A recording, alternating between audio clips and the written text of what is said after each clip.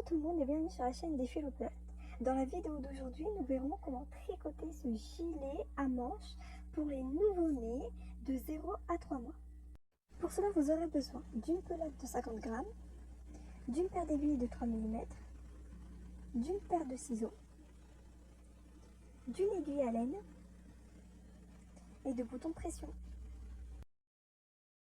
Alors dans un premier temps, nous allons monter 60 mailles sur nos aiguilles. Nos 60 mailles montées, nous allons commencer en tricotant un grand endroit en piquant à l'arrière de chaque maille.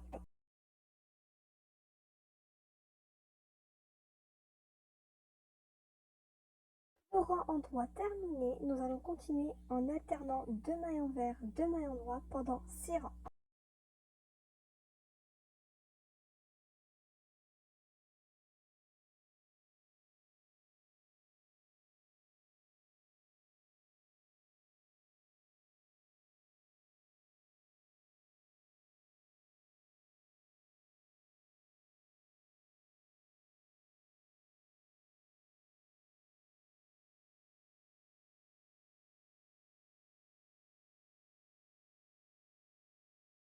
Alors voici le résultat au bout de 6 rangs d'alternance, 2 mailles endroit, 2 mailles envers. Maintenant, nous allons continuer en tricotant 50 rangs en mailles endroit.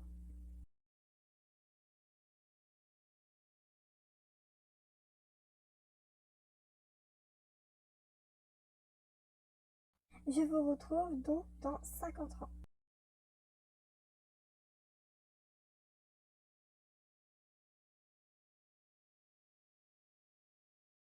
Alors voici le résultat au bout de 50 rangs en mailles endroit. Maintenant, nous allons effectuer les manches. Pour cela, il nous faudra monter 40 mailles sur la même aiguille.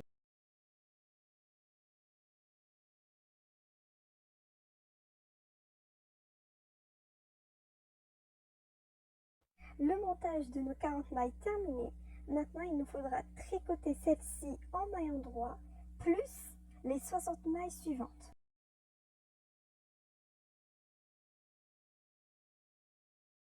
Nos 40 plus 60 mailles tricotées, nous allons maintenant reproduire la seconde manche en montant à nouveau 40 mailles.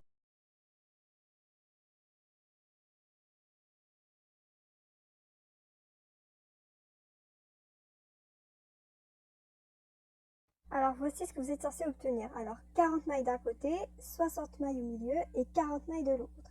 Alors les 40 mailles représentent les manches, la manche gauche et la manche droite. D'accord. Alors maintenant, il nous faudra tricoter toute cette rangée pendant 25 rangs. Alors voici le résultat au bout de 25 rangs. Vous êtes censé obtenir une sorte de T. Voilà. Donc maintenant, nous allons nous concentrer sur une seule manche. Pour cela, nous allons tout d'abord tricoter les 60 premières mailles. Nos 60 mailles terminées, nous pouvons rabattre 20 mailles.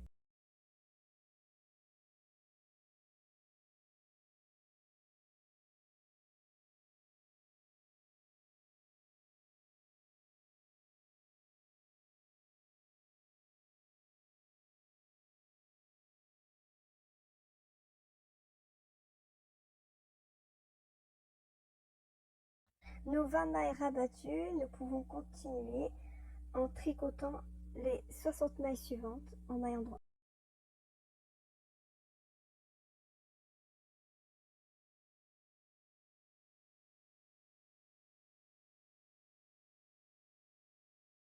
Rang endroit terminé, maintenant nous allons passer à l'augmentation. Pour cela, il va nous falloir piquer 2 fois la même maille.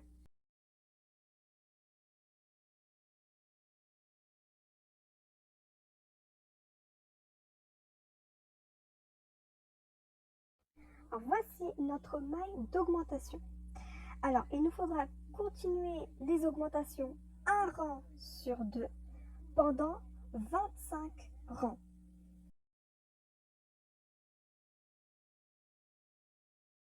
Alors, il n'y aura pas d'augmentation au rang suivant. N'oubliez pas, c'est une augmentation, un rang sur 2 pendant 25 rangs. Nos 25 rangs d'augmentation terminés, maintenant nous allons pouvoir passer au rabattement des 40 mailles représentant les manches.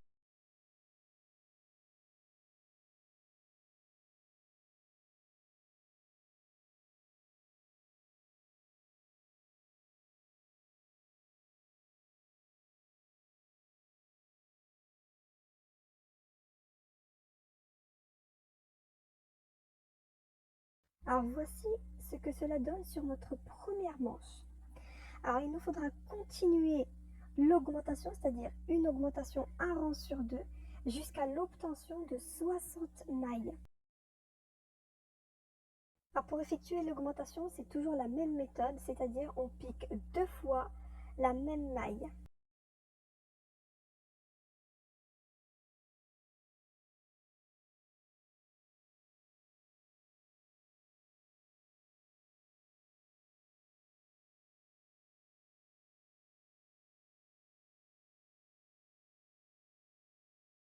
On effectuera donc une augmentation un rang sur deux jusqu'à l'obtention de 60 mailles sur notre aiguille. Voici le résultat au bout de quelques rangs. Vous êtes censé obtenir une forme de croisement.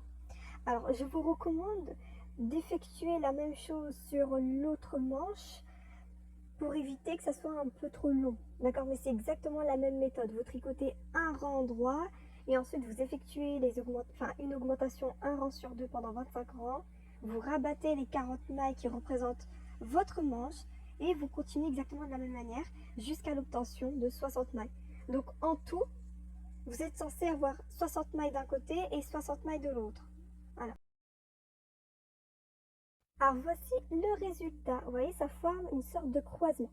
Lorsque vous aurez obtenu vos 60 mailles, vous allez devoir continuer à tricoter normalement en mailles droit, sans augmentation, sans diminution, pendant 20 rangs. Nos 20 rangs terminés, nous allons continuer en alternant 2 mailles droit, 2 mailles envers, comme nous l'avions fait au départ. Les 6 rangs d'alternance terminés, nous allons passer au rabattement.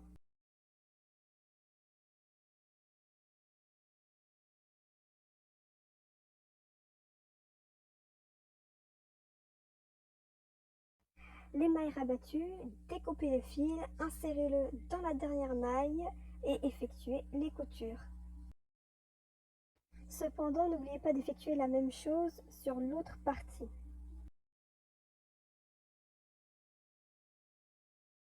Voici le résultat. Si vous voulez, vous pouvez y installer des boutons de pression qui serviront de fermoir. Donc si la vidéo vous a plu, n'hésitez pas à vous abonner à la chaîne et à me suivre sur les réseaux sociaux dont le lien se trouve en barre de description. Merci.